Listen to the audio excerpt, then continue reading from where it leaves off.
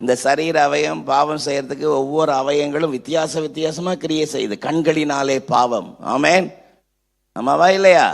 கண்கள்ல பாவம், அப்புறம் யோசனையில பாவம், அப்புறம் கேட்கறதுல பாவம், பேசுறதுல பாவம். இதுல மேக்சிமம் பார்த்தீங்கன்னா இந்த நாவு தான். ஆமேன்.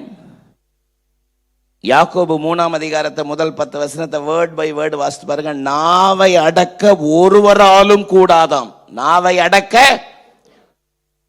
no man being can tame the tongue.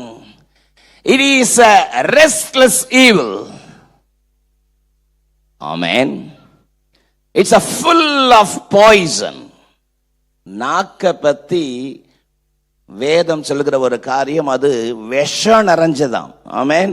நாவு என்ன நிறைஞ்சதாம் சொல்ல மாட்டீங்களே? ஆமா, நாவை அடக்க ஒருவராலும் கூடாது. நாவை அடக்க ஒருவராலும் கூடாது. இந்த சரீரம் இருக்குதே, இந்த சரீரம் இதுதான் நமக்கு ஒரு பெரிய சத்துரு. ஆமேன், ஆமேன் சொல்லுங்க. உண்மைதானா? இந்த சரீரம் தான் ஒரு பெரிய சத்துரு. ஒரு பக்தன் இப்படி சொல்றாரு, என் சரீரமே நீதான் எனக்கு சத்துரு. நான் எதை செய்யக்கூடாதோ அதை செய்ய தூண்டுவேன். நான் எதை செய்யணுமோ அதை செய்ய விட மாட்டேன். ஆமேன், உண்மைதானா? ஒரு பக்தன் தன் சரீரத்தை பார்த்து சொல்றாரு, என் சரீரமே நீதான் எனக்கு சத்துரு. இன்னும் ஒரு வேளை நம்ம பாஷையில தெளிவா சொன்னா, நீதான் எனக்கு பிசாசு. ஆமேன். எதை செய்யணும் நான் நினைக்கிறேனோ அதை செய்ய விட மாட்டேன்.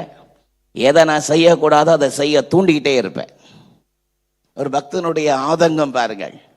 அதைத்தான் யாக்கோபு 3:8 இந்த சரீர அவயங்களிலே பற்றி சொல்லும் பொழுது, நாவை அடக்க ஒரு மனுஷராலும் கூடாது, அது அடங்காத பொல்லாததும் சாவுக்கு ஏதுவான விஷம் நிறைந்ததாயிருக்கிறது.